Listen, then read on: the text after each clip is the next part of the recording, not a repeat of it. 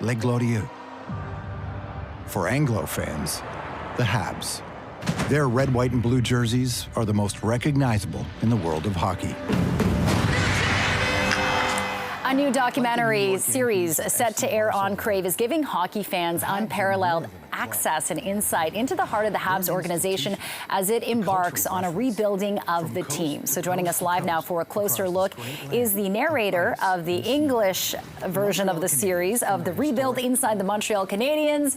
Friend of the show, part of the show back in the day, George Stroumboulopoulos. Welcome to CP24 Breakfast. It's so nice to see you. Thanks for having me here today. Oh my gosh. I interviewed David Bowie like 10 feet from here many, many years ago in the same room. Yeah, very cool. Before we get to the series, what's it like coming back to this building? It's nice. You know, I'm so grateful for the time I got to be at Much Music. And, you know, with the documentary and everything going on, I think people really realized what they missed and what they missed today about Much Music. And it was more than just we played videos. It was what it was as a culture. So it's been a long time since I've been in this building. It's been kind of neat to walk around and see everybody. For sure. Yeah. And it was, you know, just including people, the public. It was all about access. Yeah. And now switching gears to this, you're lending your voice to this docu-series, which gives you real access into what we don't see every day. It's so funny, you know, like, it's so funny. I try to, as I get older, I try to be more centered. I try not to let anything have any power or influence over me.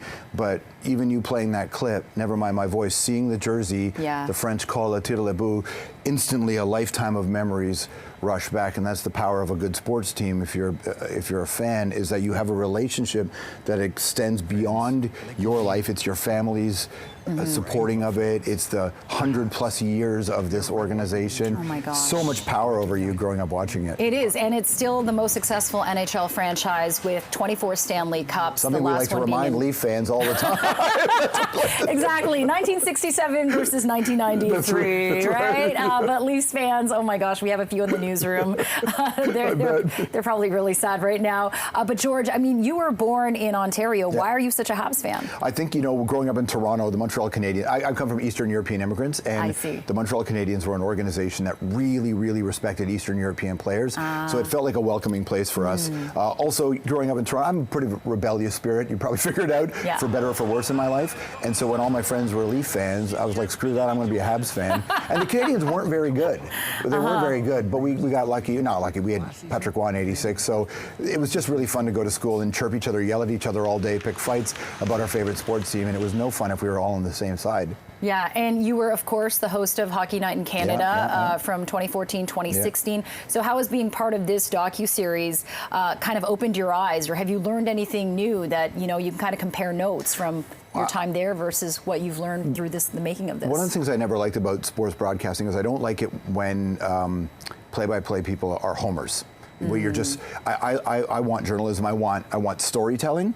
So you can be a homer if you're storytelling. So when I was on Hockey Night in Canada, we'd be playful about the fact that I like the Canadiens, because Hockey Night in Canada for years was just run by Leaf fans. So it's good to put a little fly in the ointment, right? Right. But for the most part, you kind of keep that away from it. But with this, I got to let all the emotion of being a fan of this team come out. I still played it straight, but to watch the videos back and to tell the stories around it really brought me a lot of joy. Plus, the team has been bad for a long time, with the exception of a blip in the pandemic. So the fact that they've decided to rebuild properly, and the way they've been doing it is so exciting. Something that we haven't had in a long time. First time in the franchise's history they're doing this. And we know they matter around the world, because I'll travel around the world and I'll see that Habs jersey all over the place. So yeah, they matter. And it's such a flashy jersey too. They do. I mean, I love the colors. It's, you know, the book, the hockey sweater, based off of the Montreal Canadiens, of course. Ross Carrier, But what this series explores is, you know, how do you measure progress, right? Is it games won? And you talked about 2021.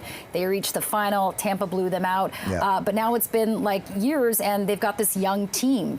So what do you think? Is this, the series obviously focuses on last year, but this year, given what you know about the series, do you think this is going to be the year? I'm a Habs fan, which means I'm irrational.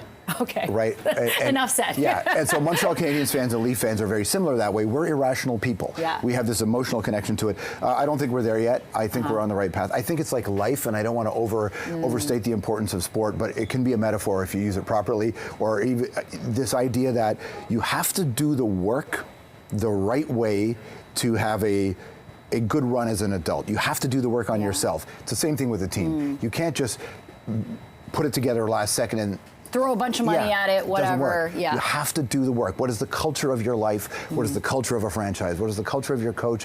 What are the culture of the people you let around you in your life? So I like adding a layer of that to it. Yeah. So I'm very excited because I feel like the Habs last year admitted they needed therapy.